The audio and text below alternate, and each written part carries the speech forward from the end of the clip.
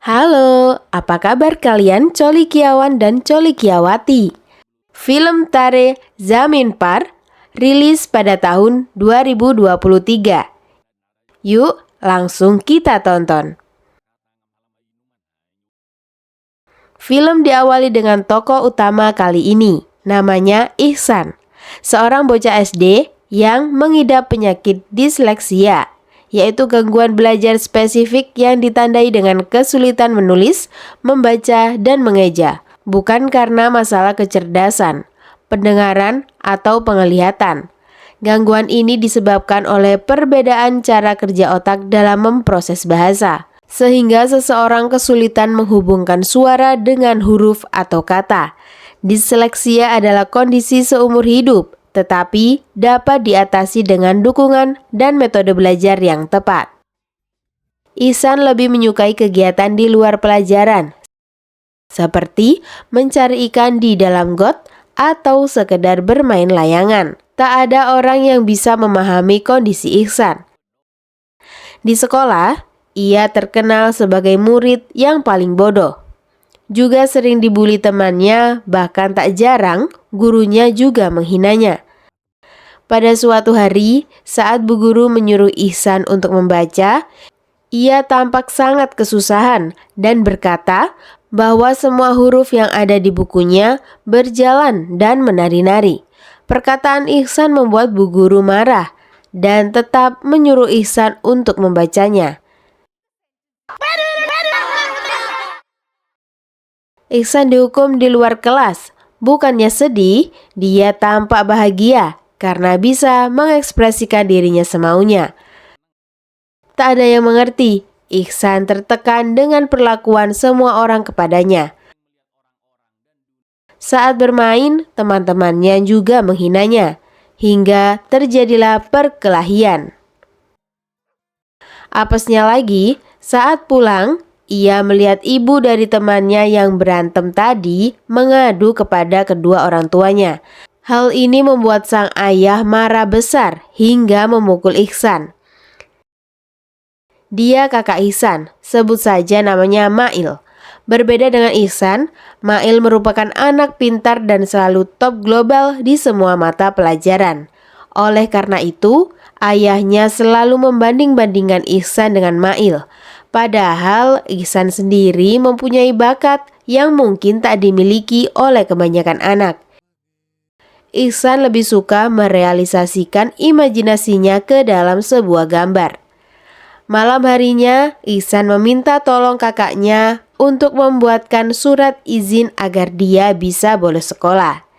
Ihsan bolos dan memilih menikmati hal-hal menyenangkan yang ada di luar sekolah. Di sini Ihsan terlihat bahagia seperti tanpa beban di hidupnya. Hingga waktu ujian matematika tiba. Saat Ihsan melihat soal, angka itu seperti bergerak sendiri dan menghilang. Ia kesulitan menjawab, lalu menggunakan imajinasinya untuk mengisi soal-soal tersebut. Namun untuk mengisi satu soal saja membutuhkan waktu yang cukup lama. Jawabannya juga salah. Suatu hari saat Ihsan makan, ayahnya menemukan surat izin palsu yang sebelumnya dibuat oleh kakaknya, hingga membuat kedua orang tuanya marah. Di sisi lain, para guru sudah menyerah untuk mendidik Ihsan. Para guru menjelaskan bahwa Ihsan sangatlah bodoh dalam mengikuti semua mata pelajaran. Ia masih kesulitan membaca dan menulis, hingga membuat semua nilainya selalu 0. Bahkan, kenakalan dan kebodohan Ihsan membuat guru dan kepala sekolah bingung bagaimana cara mendidiknya. Mereka khawatir bahwa tahun ini Ihsan akan tidak naik kelas lagi. Kedua orang tua Ihsan tak bisa berkata-kata lagi. Setelah pertemuan dengan guru, ayahnya berniat memindahkan Ihsan ke sekolah asrama yang jauh dari orang tuanya. Mereka berharap Ihsan bisa mandiri dan menjadi orang yang lebih baik.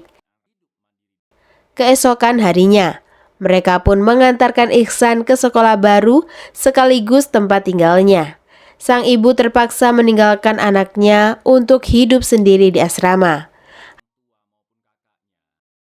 Hari pertama di asrama, ia sangat sedih. Ihsan hanya bocil 9 tahun, masih tidak percaya jika ia harus hidup terpisah dari keluarganya dan melakukan semuanya sendiri. Di sekolah barunya, lagi-lagi Ihsan harus menerima perlakuan yang sama. Setiap hari ia kerap sekali menerima ejekan, dianggap bodoh, gak guna, idiot, dan dimarahi oleh gurunya karena tidak bisa mengikuti pelajaran seperti anak pada umumnya. Keadaan ini membuat Ihsan semakin terpuruk dan stres. Ia harus hidup dengan kemarahan dan ketakutan dalam dirinya.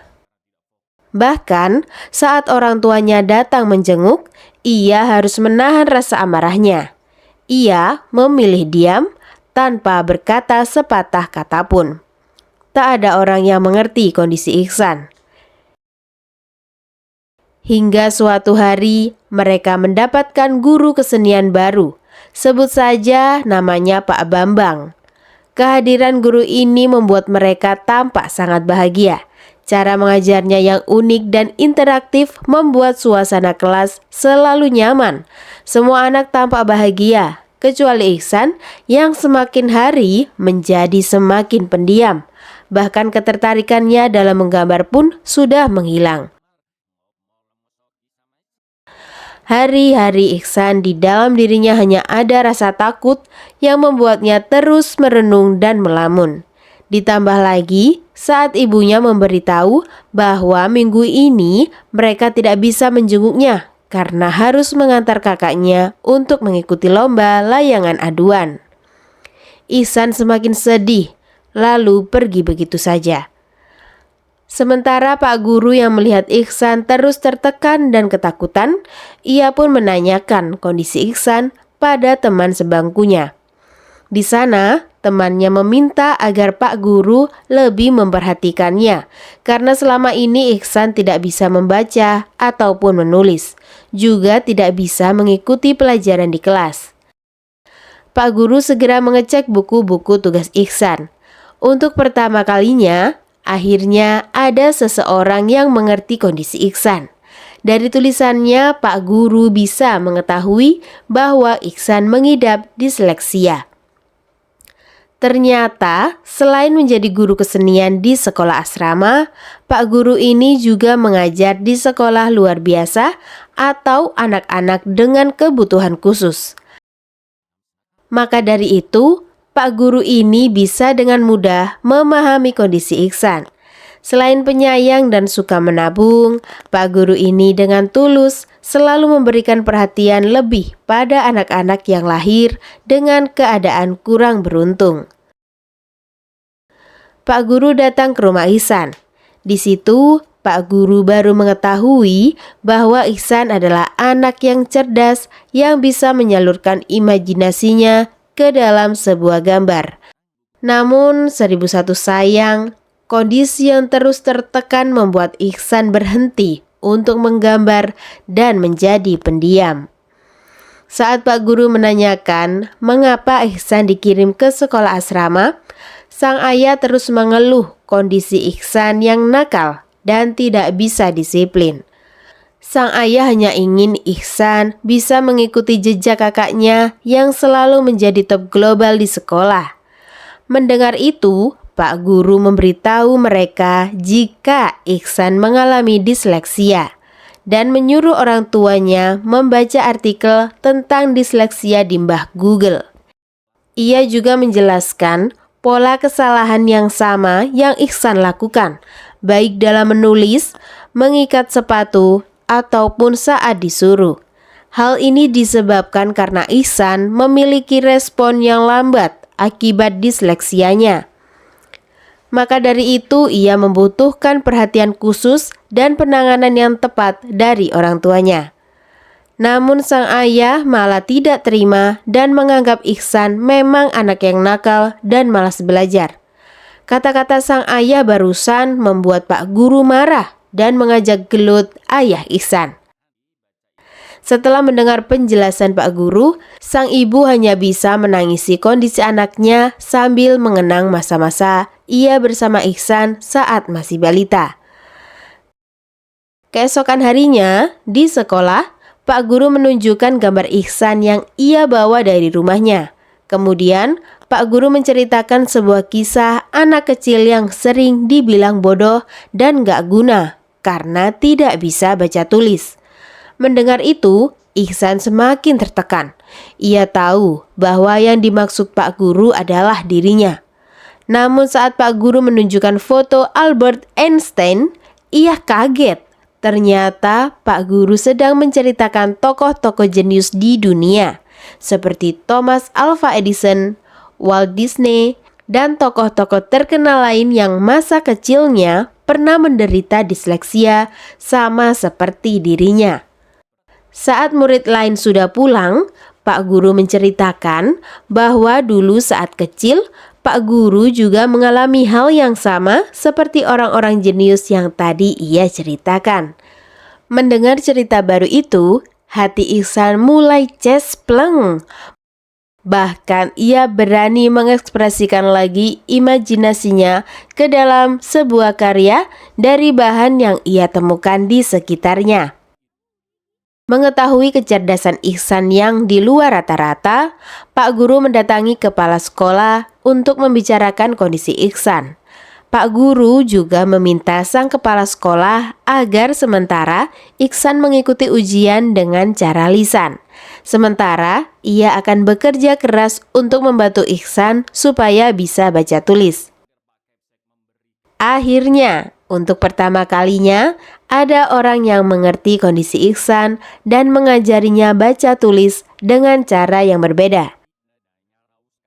Hari demi hari berlalu, kemampuan Ihsan pun semakin berkembang pesat, begitu juga dengan kepercayaan dirinya. Suatu hari, sang ayah mendatangi Pak Guru dan mengatakan bahwa dia dan istrinya sudah membaca semua artikel tentang disleksia. Dan saat ini mereka sudah mengerti tentang kondisi Ihsan. Pak Guru berkata bahwa saat ini Ihsan membutuhkan sosok ayah yang selalu bilang, "Aku mencintaimu." Sosok ayah yang siap melindungi anaknya. Mendengar itu, hati sang ayah pun seketika menjadi sedih. Ia sadar bahwa selama ini ia tak pernah mengerti anaknya dan malah memarahi, bahkan sering memukulnya. Singkat cerita, sekolah mengadakan lomba menggambar yang bisa diikuti guru dan kepala sekolah. Namun saat semua peserta sudah datang, Pak Bambang tak melihat Ihsan sama sekali. Bahkan teman sebangkunya pun tidak mengetahui keberadaan Ihsan. Ternyata pagi harinya saat semua anak masih tidur, Ihsan telah bersiap-siap bahkan menali sepatunya sendiri, lalu pergi ke Kali Brantas untuk mencari inspirasi untuk bahan melukisnya nanti. Tak lama, Ihsan datang. Di sana Ihsan langsung melukis dengan menggunakan alat lukis hadiah dari kakak tercintanya. Sementara Pak Guru, kepala sekolah, bahkan murid yang lainnya juga melukis sesuai imajinasi mereka masing-masing. Singkatnya, semua peserta menyelesaikan lukisannya. Waktu yang ditunggu-tunggu pun telah tiba. Sebelum mengumumkan hasil pemenang, Pak Guru mengatakan bahwa lukisan yang mendapatkan juara 1 akan dijadikan sampul buku tahunan sekolah. Pasti kalian semua sudah tahu pemenangnya. Ihsan.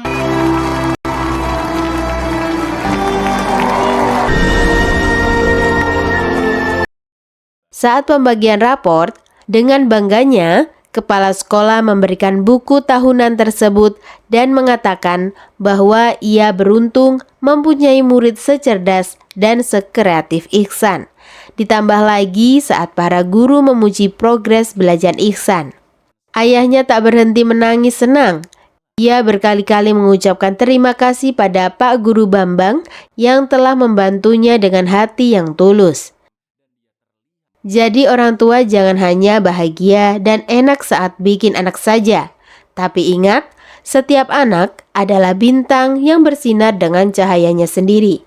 Jangan hanya melihat kekurangan, tapi gali dan dukung potensi unik mereka.